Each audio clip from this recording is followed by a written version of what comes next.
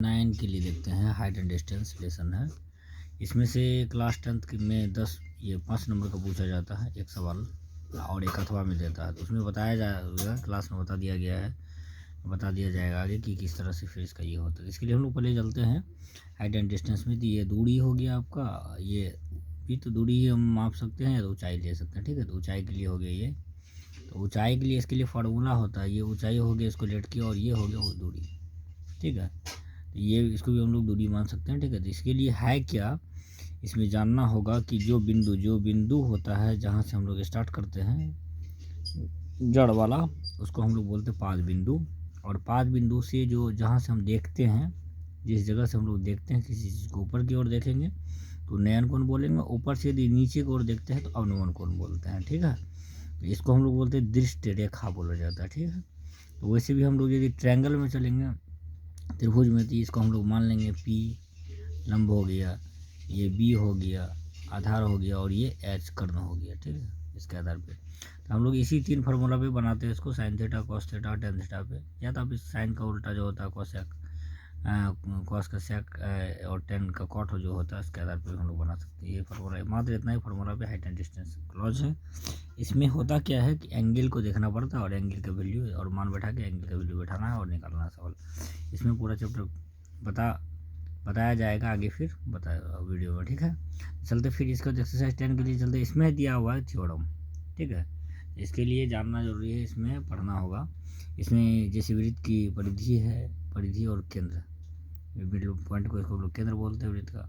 ठीक है, इसमें फिर है क्या कि इस थ्योरम में पढ़ाया गया वही स्पर्श रेखा से रिलेटेड क्वेश्चन, और छेदक बिंदु क्या है, स्पर्श बिंदु क्या है, इससे रिलेटेड। जैसे कि इसमें हम लोग चलते हैं यहाँ पे, तो वृत्त को जो ये रेखा एक बिंदु पे स्पर्श कर रही है, जिसको हम लोग बोलते हैं स्पर्श बिंदु बोलते हैं, और जो रेखा स्पर्श कर रही है उसका नाम होता है स्पर्श रेखा। ठीक है, ये वृत्त का केंद्र हो गया। तो हम लोग जानते हैं इसको स्पर्श रेखा। स्पर्श रेखा कितने जगह पे टच करती है, सिर्फ एक जगह पे। स्पर्श रेखा उसे कहेंगे जो कि वृत्त को किसी एक बिंदु पर स्पर्श करती है। हो गया, यह स्पर्श रेखा हो गया, जो कि छेदक रेखा नहीं हो सकता है। किसी एक बिंदु पे हुआ स्पर्श रेखा, यदि 1 से 2 बिंदु पे हो जाए तो वही हो जाएगा तो आपका छेदक रेखा। छेदक रेखा हो गई, वृत्त की परिधि को 2 बिंदु पे काट रही है। ठीक है, तो उस तरह से हो गया, 2 बिंदु पे प्रतिच्छेद करना ही हो गया आपका छेदक रेखा। ठीक है, तो छेदक रेखा कितने कितने बिंदु पे मिलती है, 2 बिंदु पे, ये हो गया।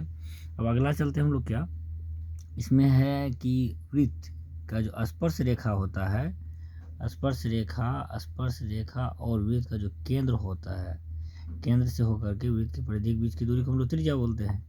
तो त्रिज्या स्पर्श रेखा पर जो है त्रिज्या जो होता है वो लंब होता है। ठीक है, तो हम लोग जान जाएंगे कि स्पर्श रेखा और त्रिज्या के बीच का कोण कितना डिग्री हो गया, 90 डिग्री हो गया। ठीक है, इसको जानना है। इसके बाद आगे है कि हम लोग जानेंगे कि स्पर्श रेखा किसी बाह्य बिंदु पर, कहीं भी बाह्य बिंदु वृत्त के परिधि से ले लिए, वृत्त से बाहर में, और बाह्य बिंदु से यदि स्पर्श रेखा जितना भी खींचा जाएगा, तो खींचा कितना जाएगा, वही 2 स्पर्श रेखा होगी एक बिंदु से। तो दोनों स्पर्श रेखा आपस में बराबर होते हैं, इस बात को देख लेना। और ये तो आर का वैल्यू सेम होगा, एंगल सेम हो गया, ये इस बात को खाली जानना है कि दोनों स्पर्श रेखा क्या होगा, बराबर, मतलब ए पी बराबर क्या हो जाएगा, बी पी। ये हो गया। इसके बाद है क्या कि वृत्त के समांतर जो है हम लोग कितना स्पर्श रेखा खींच सकते हैं, अनंत खींच सकते हैं। इस तरह से खींचते रहना है, कोई बात नहीं, ये हो सकता है समांतर में। ठीक है, अगला हो गया। अब हम लोग एक्सरसाइज 11 पॉइंट में चलेंगे, तो उसमें है क्या कि आपको रचना है। रचना में क्या होता है, स्ट्रक्चर में, उसमें भी एग्जाम में आपको पूछा जाता है 5 नंबर का सवाल। ठीक है, इसमें 5 नंबर का सवाल आपको थ्योरम में बता दिया, इसमें भी 5 मार्क्स का है। इसमें है क्या, रचना में आपको सरल रेखा वाला रचना पढ़ना होगा, ट्रायंगल वाला पढ़ना होगा, और एंगल तो होता ही है। इसके बाद जो है वृत्त जो होता है उसके लिए जानना होगा, तो इसके लिए आपको बताया जाएगा अलग से। ठीक है, इसके बाद एक्सरसाइज 12 पॉइंट के लिए, 12 पॉइंट में जब जाएंगे हम लोग, इसमें वृत्त और उसके परिधि, क्षेत्रफल, परिमाप, परिधि हो गया, इसका परिमाप, यही सब पढ़ना है। इसके बाद क्या कहते हैं आपको, और विशेष में कुछ नहीं है, तो इसका चाप की लंबाई, ये सब पढ़ना है। ठीक है, इसमें वृत्त की परिधि ये हो गया जो सर्कल है। ठीक है, तो और इसके बाद फिर क्या है, वृत्त की त्रिज्या कौन है, तो केंद्र से लेकर के परिधि के बीच की दूरी को हम लोग त्रिज्या बोलते हैं, और ये मिडिल बिंदु क्या हो गया, केंद्र होगी, जिसको हम लोग ओ लिख सकते हैं, या कुछ भी बिंदु, तो अपना मर्जी है मानने का। ठीक है, इसका फिर क्या है, देखिए वृत्त है, वृत्त में क्या होता है, तो मैं अभी तुरंत बोला केंद्र से यहाँ तक की दूरी हो गया, परिधि तक की दूरी आर हो गया। यदि फिर यहाँ हम पूरे लाइनिंग यदि खींच देते, एक आर दो आर हो गया, तो दो ने पूरे आर मतलब पूरे लाइनिंग के बीच एक परिधि जो ऐसी रेखा जो दोनों जगह परिधि को टच कर रही है, बीच में केंद्र होकर गुजरती है, तो वो हो गया व्यास। व्यास में कितने आर है, एक आर ये है, एक आर ये है, इसलिए व्यास बराबर दो आर, तो मतलब दो गुना त्रिज्या हो गया, तो डी इक्वल टू आर लिख सकते हैं। अब है क्या, आर रखना, आर रखते हैं तो 2 बाय में जाएगा, तो त्रिज्या बराबर व्यास बटा 2, आर इक्वल टू डी/2 हो गया ये। अब आगे देखना है कि वृत्त का क्षेत्रफल के लिए, वृत्त का क्षेत्रफल सूत्र होता है पाई आर स्क्वायर, इसको देख लेना है, और परिधि होता है 2 पाई आर स्क्वायर, ये फार्मूला को ध्यान में रखना, ठीक है। इसके बाद फिर क्या है, इससे रिलेटेड सवाल भी दे दिया है फर्स्ट लेसन में कि यदि किसी वृत्त का त्रिज्या कुछ भी हो, R1 हो R2 अलग अलग हो, ठीक है, अलग अलग त्रिज्या हो, और उसका बोल रहा है कि यदि दोनों का को जोड़ते हैं, दोनों का परिधि को जोड़ते हैं, तो बड़ा जो वृत्त बनता है उसका परिधि इसके बराबर होता है, तो आर का वैल्यू ज्ञात करें। इसमें पहला का परिधि हो गया 2 पाई r1, मान लिए इसका आर को होता है या R2, तो 2 पाई r परिधि सूत्र ही होता है, 2 पाई r ऊपर में दिए हैं, बराबर में क्या हो गया यहाँ पे, तो देखिए 2 पाई r, तो यहाँ पे क्या हो गया 2 पाई सब दोनों तरफ है, इसलिए 2 पाई को कॉमन ले लीजिए, यहाँ R1 प्लस R2 बच गया, 2 पाई ये दोनों लेस देन हो गया, तो क्या हो गया, are equal to R1 plus R2। अब इसके लिए एक ट्रिक हो गया, सूत्र हो गया, यदि ऐसा पूछे किसी वृत्त का त्रिज्या 6 cm है, 8 cm है, तो और उसका परिधि यदि दो वृत्तों के परिधि को जोड़ करके बड़ा वाला वृत्त बनाया जाए और उसका परिधि बराबर हो, इस दोनों का जोड़ के बराबर हो, तो इसका क्या होगा, तो इसका आर का वैल्यू ज्ञात करें तो आराम से हम लोग निकाल सकते हैं, ठीक है, ये हो गया। तो उसी प्रकार से हम लोग क्या किया है, फिर अगेन है उस टाइप का सवाल भी चैप्टर में दिया हुआ है, जिसमें क्षेत्रफल का बनाया है, तो क्षेत्रफल के लिए हो गया पाई आर स्क्वायर होता है, पाई R1 स्क्वायर 2 स्क्वायर हो गया, यहाँ पाई कॉमन ले लिए, दोनों काट दिए, तो यहाँ आर का वैल्यू निकाल लीजिए, इसमें हो जाएगा R1 प्लस R2 का होल स्क्वायर, ये सूत्र बन गया आपका, ठीक है, जिसके आधार पर आप न्यूमेरिकल ऑब्जेक्टिव बना सकते हैं, ऑब्जेक्टिव एग्जाम में पूछता है, उसको ध्यान से देख लेंगे, ठीक है। अब रहा क्या, चतुर्थांश के क्षेत्रफल, चतुर्थांश के क्षेत्रफल के लिए फॉर्मूला होता है पाई आर स्क्वायर बाय 4। चतुर्थांश चौथा अंश है, मतलब इसका चौथा हिस्सा 4 भागों में बांटना, डिवाइड करना, तो सिंपल बात है, 360 डिग्री होता है, 90 डिग्री हो जाएगा, डायरेक्ट हो गया। एंगल हम को नहीं लेते हैं, डायरेक्ट फार्मूला बैठाते हैं, इसका क्षेत्रफल बटा 4 भाग में हो गया, हो सकता है 5 भाग वाला भी होता सवाल, ठीक है, उसमें दिया हुआ है और भी सवाल है, ठीक है। आगे चलते हैं कि इसमें है त्रिज्या खंड। त्रिज्या खंड क्या होता है, त्रिज्या के द्वारा बनाया गया खंड टुकड़ा, ठीक है, जिसका एंगल का मान दिया और कोण का मान दिया हुआ रहेगा, इसमें थीटा मान लिया, ठीक है।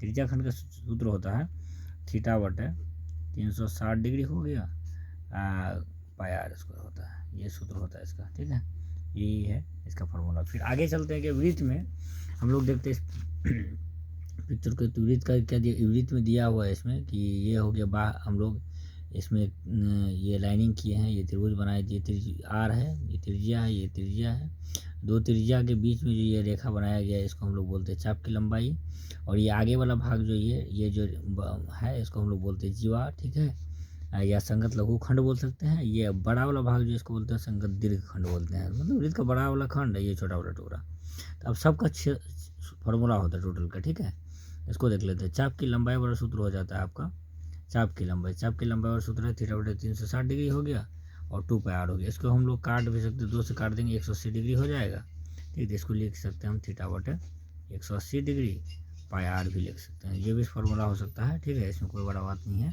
फिर आगे चलते हैं, हम लोग 180 डिग्री लिख देना यहाँ पे। फिर अगला है कि जीवा का क्षेत्रफल बराबर होता है सूत्र त्रिज्या खंड का क्षेत्रफल घटा त्रिभुज का क्षेत्रफल, ये हो गया जीवा। जीवा है कहाँ, आप देख लीजिए, जीवा ये है, तो पूरे है, क्या है यहाँ पे त्रिज्या खंड का क्षेत्रफल हो गया, त्रिज्या खंड का। इसमें देखना क्या है कि जीवा का क्षेत्रफल यदि निकालते हैं तो जीवा ये हो गया आगे वाला भाग, ये हो गया त्रिज्या खंड का क्षेत्रफल में से क्या करना है, त्रिभुज का क्षेत्रफल तो नहीं है, उसको घटा देना है, उसको घटा दिए, ठीक है। इसके लिए फार्मूला होता है थीटा बटा 360 डिग्री, इसके बाद हो गया पाई आर स्क्वायर माइनस, यह त्रिभुज का होता है, इसके लिए 1/2 आर स्क्वायर साइन थीटा। यदि वही चतुर्थांश उसमें रहता तो अलग बात, हमारे एंगल का मान नहीं दिया, तो आर का मान हो गया, थीटा जो भी जितना डिग्री रहेगा वो हो गया, ठीक है। आगे है फिर क्या हम लोग चलते हैं संगत दीर्घ खंड का क्षेत्रफल, तो संगत दीर्घ खंड का हो गया आपका का क्षेत्रफल बराबर सूत्र हो गया, ठीक है। इसके सूत्र आप बना सकते हैं क्या, तो पूरे क्या है वृत्त का क्षेत्रफल लिख लीजिए, वृत्त का क्षेत्रफल घटा त्रिज्या खंड का क्षेत्रफल,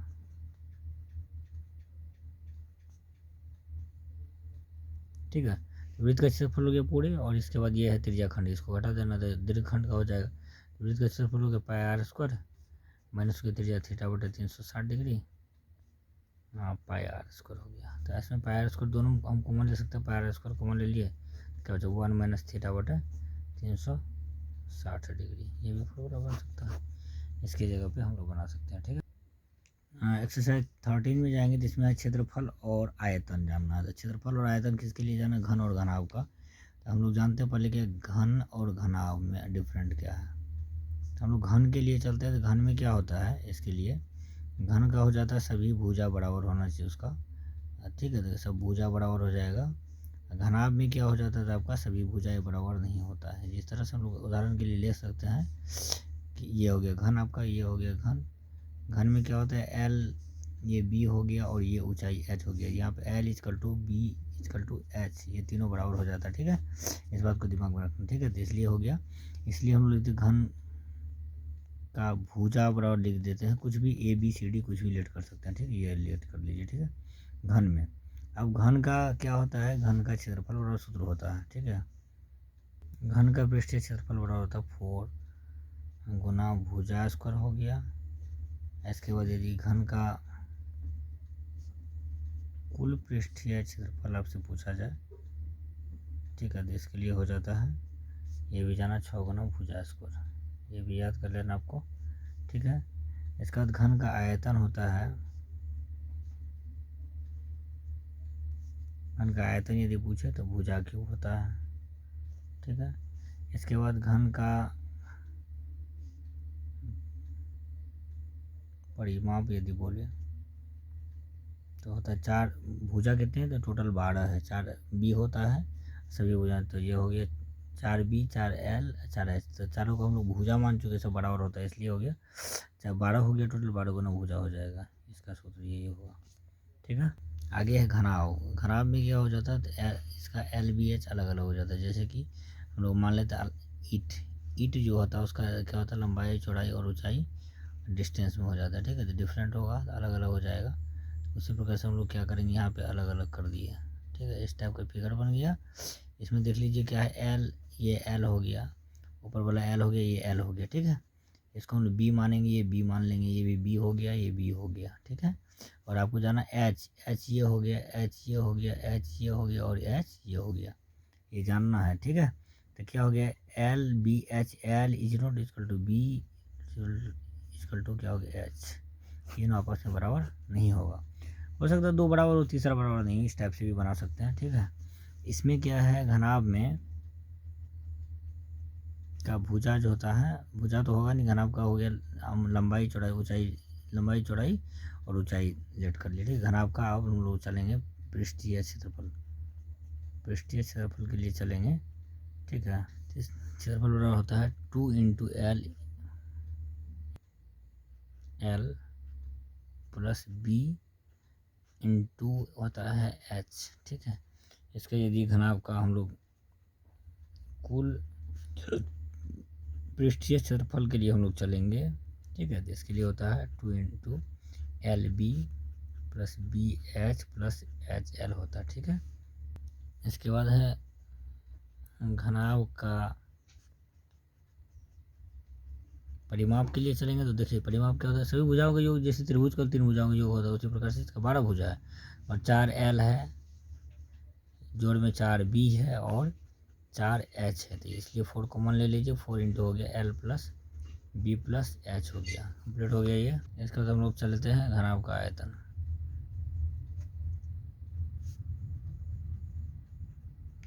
आयतन के लिए होता है एल बी एच, वहाँ भुजा क्यूब के, तो भुजा यहाँ 3 है, तो एल बी एच हो गया। चलते हैं गोला। तो एक बात को जानना, तो गोला आपका दिमाग में आएगा कि गोला भी गोल होता है। ठीक है, और इसके बाद वृत्त भी गोल होता है।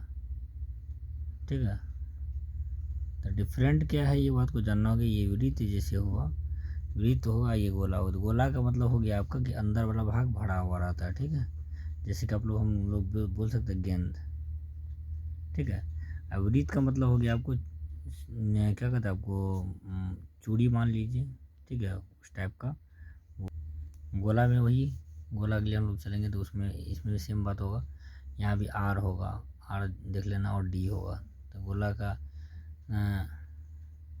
गोला का त्रिज्या यदि लिखेंगे तो वही बात होता है जैसे कि व्यास बटे 2 पढ़े हैं वही होगा, R is equal to D by 2 and D is equal to यदि 2r होता है तो वही जैसे हम लोग वीडियो में पढ़े वैसे सेम हो जाएगा, मगर सिर्फ होता गया इसका क्षेत्रफल अलग होगा। गोला का क्षेत्रफल होगा अलग, ठीक है, तो होगा 4 पाई आर स्क्वायर हो जाएगा, ठीक है। गोला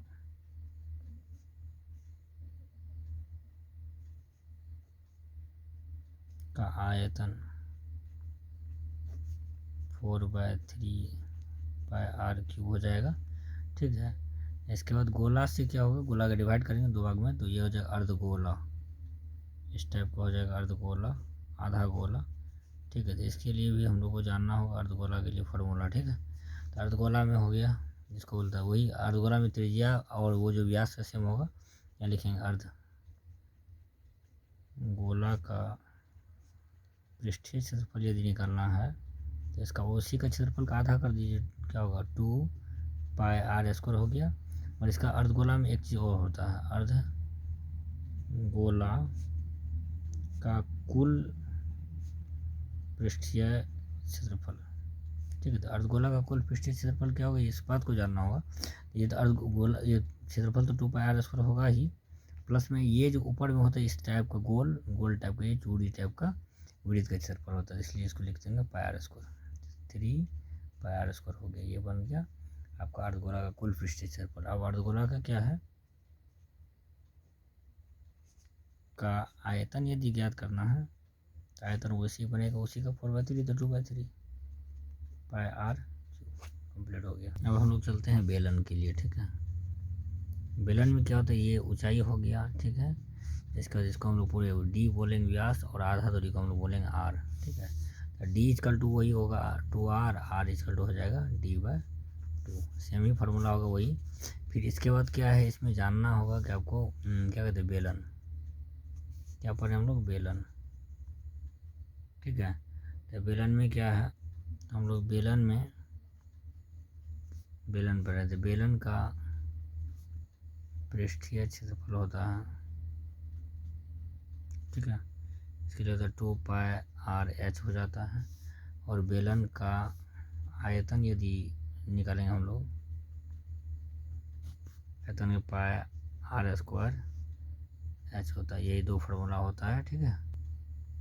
चलते अब शंकु के लिए। शंकु में क्या, शंकु का फिगर बनाना है, इस टाइप का होता है, ठीक है। अब इसमें क्या करना है आपको शंकु के लिए, इसमें आपको डी सेम होगा, वो डी वही होगा, आर हाफ दूरी के लिए होता तो आर आपका वहीं तक होगा, और बीच में जो ऊंचाई ये होता है ये एच हो गया, और ये एल हो गया त्रिज्या की ऊंचाई, ठीक है। तो हम लोग लिखते हैं त्रिज्या को आर लिख देते हैं, व्यास को डी लिखते हैं, और एच जो है ऊंचाई है, ऊंचाई को आपको एच लिख देते हैं, और त्रिज्या की ऊंचाई को हम लोग लिखते हैं, ऊंचाई को हम लोग एल लिखते हैं, ठीक है। इसमें शंकु का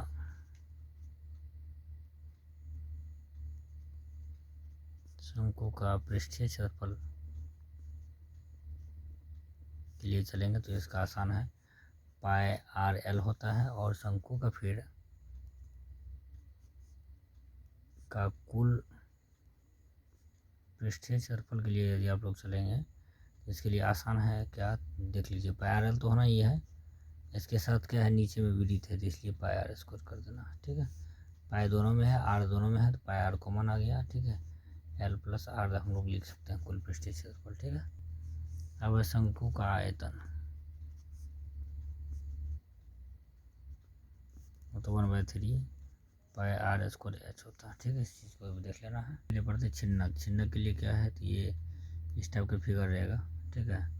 छिन्नक का हो गया, तो इसमें हम लोग लेट कर सकते हैं r1 लेट कर सकते हैं, इसको r2 लेट कर सकते हैं, इसके बीच की दूरी h लेट कर सकते हैं, इसको l, ये छिन्नक हो गया। इस तरह से हम लोग इसको बना सकते हैं शंकु आकार का, ठीक है, इस टाइप का, ठीक है। छिन्नक के लिए हम लोग पढ़ेंगे r वही हो गया, r बराबर हो गया त्रिज्या यहाँ पे हो गया r1 हो जाएगा, त्रिज्या R1 और R2, त्रिज्या लिखें 2 होता है, और मैं लिख सकते हैं R2 होता 2, और ऊंचाई जो है, ऊंचाई आपका हो जाता वही, ऊंचाई में जो है h लिखे हैं, और त्रिज्या को चाहिए, ऊंचाई के लिए हम लोग L लेट कर लिए, ठीक है। और इसमें फार्मूला हम लोग को पढ़ना होगा क्या क्या होता है। इसके लिए L बराबर फार्मूला अलग होता है, ठीक है। इसके लिए लिखना कि रूट अंडर तो h², ठीक है, प्लस हो गया R1 का R1 माइनस R2 का स्क्वायर कर देना, बड़ा में से छोटा को घटाना, ये दिमाग में डालना। ये 1 2 जरूरी नहीं है कि यही, वहाँ भी आप 2 भी लेट कर सकते, 1 भी उल्टा हो गया तो इसमें घबराना नहीं है, ठीक है। इस टाइप से कर लेना, ठीक है। फिर अगेन चलते हैं कि इसका यदि हम लोग पृष्ठीय क्षेत्रफल निकालते हैं, इसका क्षेत्रफल छिन्नक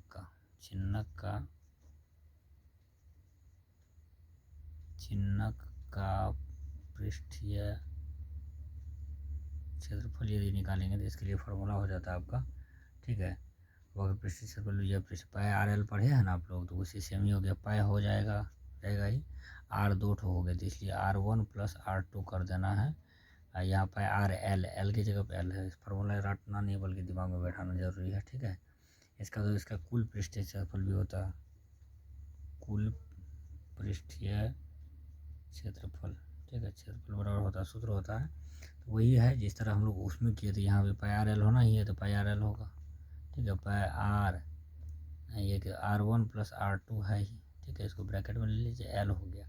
अब है इसमें क्या है, 2 ठो वृत्त है, देख लीजिए, ऊपर भी वृत्त है नीचे भी वृत्त है, तो ऊपर में भी वही होगा पाई R1 का स्क्वायर, प्लस नीचे भी वृत्त क्या होगा, पाई R2 का स्क्वायर, हो गया ख़त्म, वही हो गया आपका कुल पृष्ठीय क्षेत्रफल। इसका सांख्यिकी पढ़ना है, एक्सरसाइज है आपको 14 पॉइंट, ठीक है। इसके लिए क्या होता है, इसमें पढ़ना होता है माध्य माध्यक बहुलक। माध्य के लिए इसमें क्या किया गया, 3 नियम दिया गया है आपको क्लास 10th में, ठीक है। इस तीनों नियम को जानना होगा और क्लियर होना होगा। चलते हैं अब सांख्यिकी में। इसमें माध्य का नियम होता था, माध्य का इसमें खास करके 3 नियम से माध्य बनाया गया क्लास 10th में, ठीक है। जैसे है प्रत्यक्ष माध्य विधि, जो कि हम लोग पहले नॉर्मल है, बहुत आसान है, sum of F I into x I by f i है, और इसमें 4 वर्ग होते हैं, वर्ग अंतराल, बारंबारता, वर्ग चिन्ह, और इसका हो गया, और एफ आई इंटू एक्स आई, 4 वर्ग होता है। इसके बाद ये फार्मूला होता है, ठीक है। इसको लिख देना है, x mean equal to F I, sum of F I into x I by sum of F I, clear हो गया। कल्पित माध्य, दूसरा विधि कल्पित माध्य के लिए होता है एक्स मीन बराबर a plus sum of F I into d i by sum of F i, हो गया। इसमें कुल वर्ग 5 होंगे, वर्ग अंतराल हो गया, बारंबारता हो गया, वर्ग चिन्ह हो गया, डी आई बराबर होता है एक्स आई माइनस ए और एफ आई इंटू डी आई।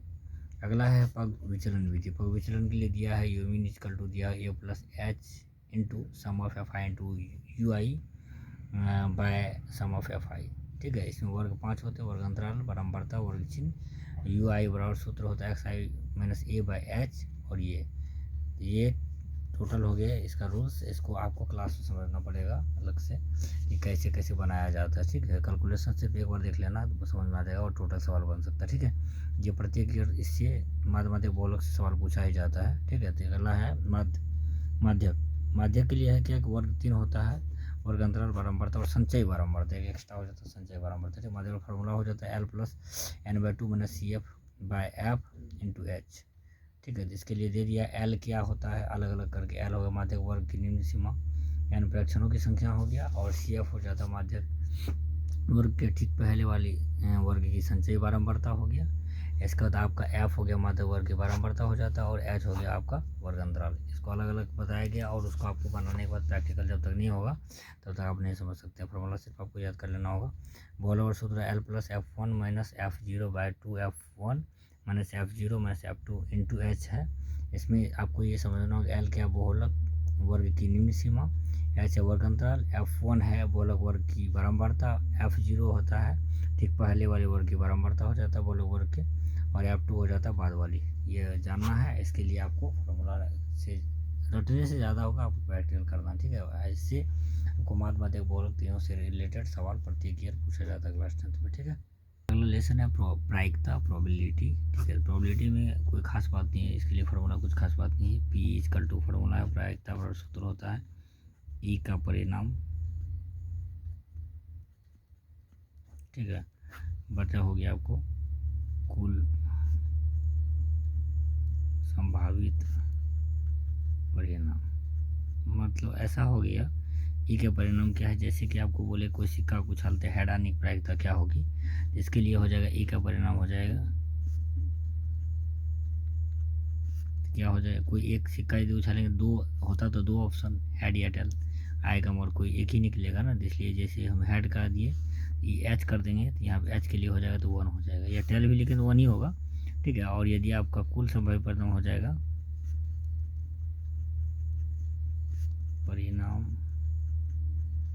होता था कितना, सिक्का यदि उछालते तो दो ऑप्शन होता तो उसमें माइंड में रहता है दोनों में से कोई एक आ सकता है, इसलिए 2 हो गया। हम लोग पी इजकल टू फार्मूला बैठा सकते हैं इस पर, तो पी इजकल टू क्या होगा, वही ई का परिणाम दिया हुआ है बटे कुल संभावित परिणाम दिया हुआ तो लिख सकते 1/2 आंसर हो गया, ठीक है। इसी प्रकार से एक और फार्मूला है आपका इसके लिए, P E plus P is not E equal to 1 होता है, ठीक है। मतलब घटने वाली घटना और नहीं घटने वाली घटना बराबर एक होता है। जैसे किसी को गला छाप रहे हैं तो या तो मर जाएगा या तो जिंदा रहेगा, दोनों मिलाकर कोई ना कोई एक घटना होना है, ये हो गया। अब इसके जगह पे आप और कोई फार्मूला यूज नहीं कर सकते, ये 2 ही फार्मूला पे पूरा चैप्टर कंप्लीट हो जाएगा।